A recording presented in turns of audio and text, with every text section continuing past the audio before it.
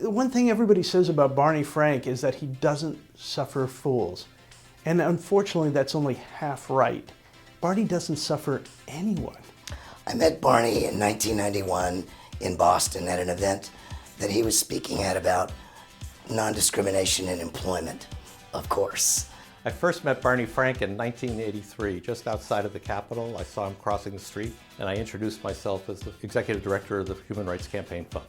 I first met Barney in 1990 when I worked for him on his re-election campaign. And one night at a fundraiser, I had clearly screwed something up or not done something as quickly as he would have liked. And as he was explaining to me what I had done wrong in front of the hors d'oeuvre table, he dipped his carrot stick into a bowl of ranch dressing and turning to make the point to me in a very direct way, slowly but surely covered the front of my jacket with ranch dressing. And of course, in typical Barney fashion, when he had made his point and was done with me, he threw the carrot stick into his mouth, turned and rejoined the event, never noticing that I was covered with ranch dressing.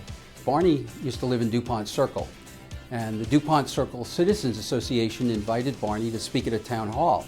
And at the end of his speech, they announced questions. And this very sweet little old lady got up and looked at Barney and said, "You know, Congressman, do you ever do these in your home district?" And Barney looked her straight in the eye and said, "Of course not.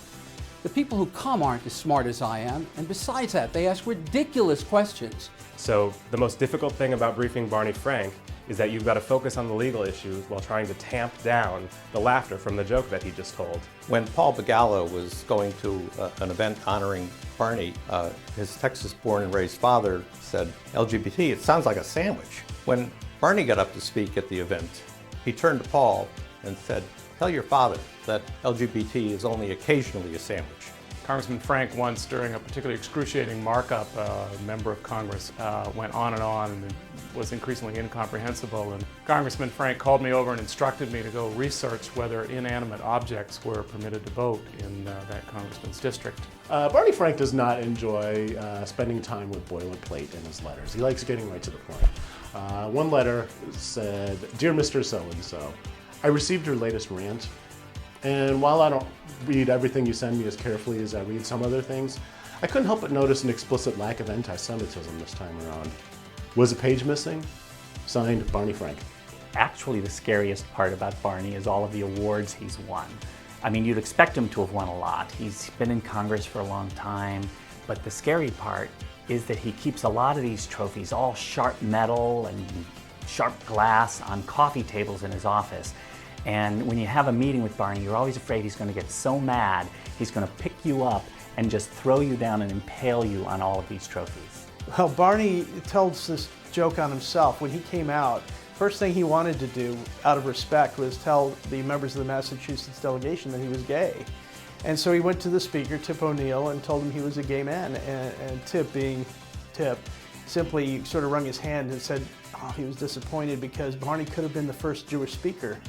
Barney quickly responded, though, or the second gay one after Sam Rayburn. Right after the 2010 elections, Barney's chief of staff, Maria, came in and showed him something that she got, which was a stuffed version of a waterfowl mascot for a certain insurance company. Barney asked if he could take it for a minute. He took it, left the room, came back, handed it back to her. She, in horror, looked at it and said, "You cut its leg off." And he says, "Well, what is it?" with that smile. And he says, "It's a lame duck." They're going to miss you in Congress. At least some of them will. You're a hero to me, to thousands of other professionals who struggled with how to figure out how we were going to be gay and professionally successful. Barney, good luck and congratulations on your wedding. I understand you're marrying Jim. Wait, is he gay? Thank you for your leadership, for your courage, for your intelligence, and for all that you've done for LGBT Americans.